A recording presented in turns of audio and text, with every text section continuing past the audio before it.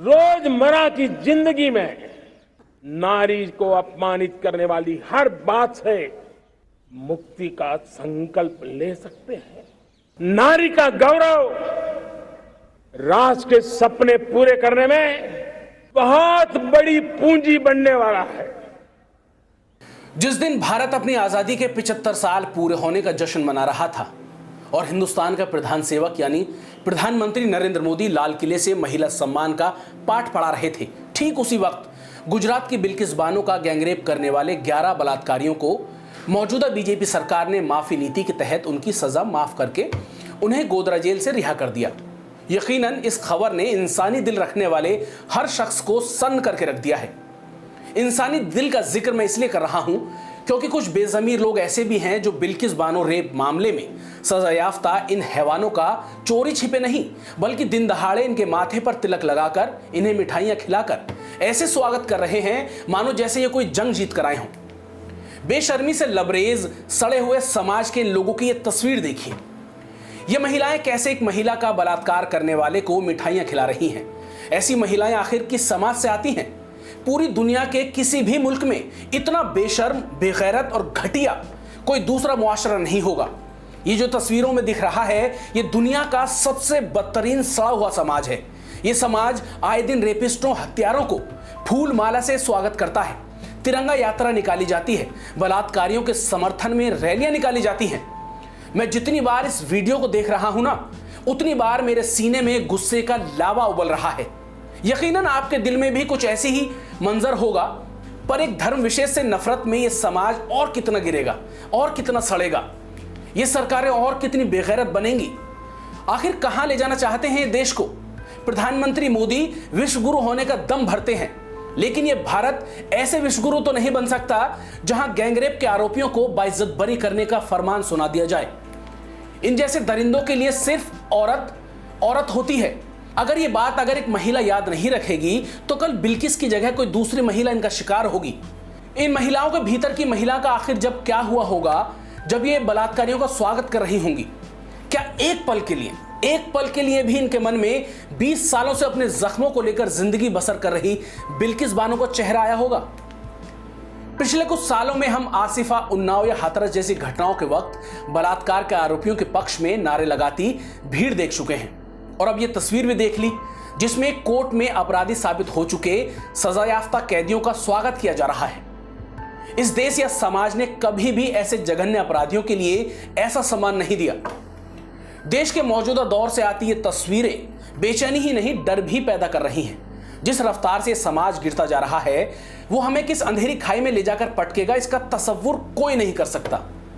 कोई नहीं सोच सकता कि आखिर हम लोग कहां जा रहे हैं। अपने गुनहगारों की रिहाई पर बिल्किस और उनका परिवार एकदम टूट सा गया है और फिर से डर के माहौल में जीने को बेबस है। इन बलात्कारियों की रिहाई पर बिल्किस बानो ने कहा है कि वो 20 साल पहले मिले जख्मों को भुलाकर जीना सीख रही थी कि 15 अगस्त ने फिर से पुराने जख्मों को हरा कर दिया। वो अपनी 3 साल की बेटी, परिवार के हत्यारे और उनकी जिंदगी की तबाही के गुनहगारों की रिहाई की खबर सुनकर एकदम सन्न रह गई हैं। बिल्किस ने आगे कहा कि उनकी रिहाई ने मेरी जिंदगी से सुकून और न्याय से भरोसा उठा दिया है। मेरा दुख मेरे लिए नहीं बल्कि हर उस औरत के लिए है जो न्याय पाने के लिए संघर्ष कर रही है। इतना बड़ा और अन्यायपूर्ण फैसला लेने से पहले किसी ने भी मुझसे मेरे हालचाल व सुरक्षा के बारे में नहीं पूछा। मैंने देश की ऊंची अदालतों पर भरोसा किया, सिस्टम पर भरोसा किया, लेकिन इन दोषियों की रिहाई ने न्याय में मेरे भरोसे को झकझोर दिया है। चलिए अब आपको मैं इन दरिंदों के उस काले कारनामे की कहानी भी सुना देता हूं। 27 फरवरी 2002 को भड़के गुजरात दंगों के बाद 3 मार्च को बिल्किस बानो अपने परिवार और दूसरे लोगों के साथ किसी तरह दंगाइयों से बचकर भाग रही थी। उसी रोज चप्परवड़ गांव के खेत में दंगाइयों ने उन्हें घेर लिया और तलवार लाठियों से उन पर जबरदस्त हमला कर दिया। 5 महीने की प्रेग्नेंट बिल्किस बानो के साथ इन दरिंदों ने बारी बारी से गैंगरेप किया। बिल्किस उस समय सिर्फ 21 साल की थी। उनके अलावा परिवार की 4 और महिलाओं के साथ रेप किया गया। इनमें बिल्किस की मां भी शामिल थी। उसी दौरान बिल्किस के परिवार के 7 लोगों समेत 14 लोगों को इन दरिंदों ने मौत के घाट उतार दिया, बड़ी बेदर्दी के साथ, जिसमें बिल्किस की 3.5 साल की बेटी सालेहा भी थी। इन हैवानों ने उस मासूम को जमीन में पटक पटक कर मारा था। इस घटना के कम से कम 3 घंटे तक बिल्किस बानो बेहोश रहीं और जब वो होश में आई तो उन्होंने एक आदिवासी महिला से अपना तन ढकने के लिए कपड़ा मांगा और फिर शुरू हुआ बिल्किस की जिंदगी का दर्दनाक संघर्ष। बिल्किस ने न्याय के लिए एक लंबी कानूनी लड़ाई लड़ी। करीब 2 साल में बिल्किस बानो को न जाने कितनी बार जान से मारने की धमकियां मिली। उन्होंने इस दौरान करीब 20 बार अपना घर भी चेंज किया। पोस्टमार्टम रिपोर्ट बदल दी गई, लेकिन ये हौसले वाली औरत बिल्किस बानो न्याय की लड़ाई लड़ती रही। सीबीआई के हाथ में केस आता है तो मामले की दोबारा जांच शुरू हुई। 21 जनवरी 2008 में सीबीआई की विशेष अदालत ने 11 दोषियों को सामूहिक बलात्कार और बिल्किस के परिवार के 7 सदस्यों की हत्या का दोषी मानते हुए उन्हें उम्र कैद की सजा सुना दी। लेकिन अब 15 साल बाद गुजरात की बीजेपी सरकार ने इन तमाम 11 के 11 लोगों को आजाद कर दिया है, सजा माफ कर दी है। यह दुनिया का पहला ऐसा मामला है जिसमें हत्या और बलात्कार के दोषियों को किसी सरकार ने माफी देकर जेल से रिहा किया हो। ऐसा लगता है कि यही गुजरात की बीजेपी सरकार के लिए आजादी का असली अमृत महोत्सव है।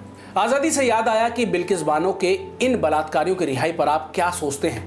पूरी आजादी से आप अपनी राय हमें कमेंट बॉक्स में दे सकते हैं। इस वीडियो को लाइक और शेयर करना ना भूलें और अगर आप हमारे इस चैनल पर द हिंदुस्तान पोस्ट पर नए आए हैं तो इसे झटपट सब्सक्राइब कर लीजिए। दूसरी खबरों का नोटिफिकेशन पाने के लिए बेल आइकन को दबा दीजिए और अपना ख्याल रखिए। Thank you.